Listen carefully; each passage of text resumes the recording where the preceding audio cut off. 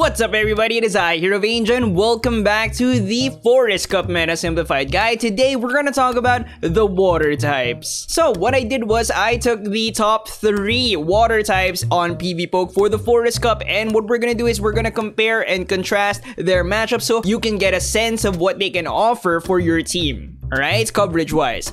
And if you were hoping that I was gonna cover a different water type that you were considering for your team, don't worry about it. Just follow along with the matchup so that you can compare and contrast your water type to these water types, and also comment it down below, because again, I am looking to deep dive on certain Pokemon for the Forest Cup. Last thing before we get into the video, if you're wondering which moveset is he running on these Pokemon, which moveset is he running in the simulations, check out the pinned comment down below. They're all there, plus there's some information there that you might want to see. Let's start off with the grass type coverage. There's honestly not a lot to talk about. It is an absolute massacre, but funny thing, Swampert, even if it is double weak to grass, it's not the worst one.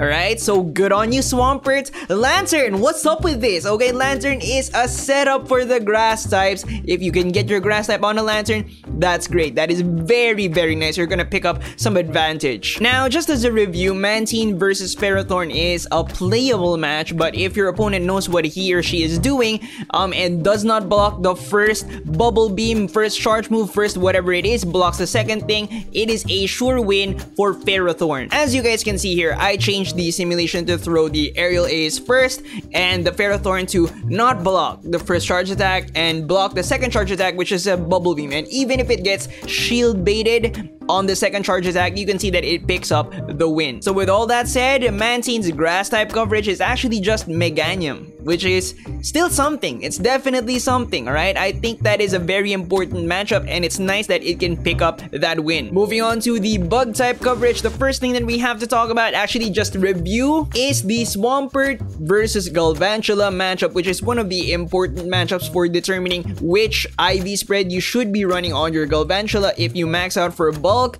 this becomes a playable match. If you have a more attack weighted Galvantula, this is impossible because you're not gonna survive the Hydro Cannon. Just a review, alright, just a review. Now the graphic here, what this shows you is Electricity and Rocks beats Mantine, just reminding you of that weakness, and Scolipede has neither, right? So yeah, it's a clean win. Swampert has a nice clean win against Crustle, and Lantern can beat Scolipede, but is Scolipede gonna be in the tournaments? I mean, I've seen Crustle in previous tournaments, but it's Scolipede is new. We'll see, we'll see. Moving on to the water type coverage, finally. There's something to talk about, alright? So, Mantine, Meganium, that was definitely a thing. The bug type coverage, not really that much, but this is interesting. This is actually a triangle, alright? There's no dominant water type here. The one with the biggest win, though, Lantern, definitely has the biggest win. And this is actually one of the biggest wins I've seen in all of Forest Cup. Look at this, 100 energy, just straight farm down with Spark. And you come out with like 82 HP on a relatively bulky Pokemon. The next Pokemon is gonna take a lot of damage to the face, right? Charge moves to the face. So this is definitely the biggest win, but the rest of this video is gonna show you that Lantern really falls behind compared to the other water types. I'm actually so disappointed with how Lantern is doing compared to the other water type. So this is a massive win. So if you're looking for like a Mantine, a Scolipede coverage, then Lantern might be the Pokemon for you. Also want to say that it's not the only Pokemon that can handle this. A lot of Pokemon can actually farm down Mantine, maybe not in the zero shield scenario, coming out with like 80 plus HP, not as good as Lantern, but a lot of Pokemon can do the same thing plus more. And honestly guys, that's Lantern for you. It's Mantine, big win against Mantine. Definitely like a hard counter to Mantine. Nice setup for a sweep. But other than that, Scolipede, sure, okay, cool. Maybe, right? Some fire type coverage, but you will see that it's not as good as the other two. You will see, alright? And that's it. That's honestly it. I try to think of more stuff, but maybe that's what you need on your team. Maybe if you're balancing down your team, you see, oh man, I'm weak to Mantine and Scolipede. Alright. And Sunny Castform. Okay, it's time to pull out the Lantern. Alright, so moving on to the others, they also have some pretty big wins, but definitely not as big as Lantern versus Mantine, right? But Mantine can beat Swampert and stay one shield behind. So if it blocks once, no need to block. If it blocks twice, you block once. Alright, and then Swampert can do the same with Lantern. Moving on to the fire type coverage, this emphasizes what we just talked about. As you can see, Lantern, disappointing playable match with Blaziken. And yeah, the other two has that clear. Plus, you know, Mantine here can farm it down in the one shield. Well, you block one, straight farm down, you're good, right?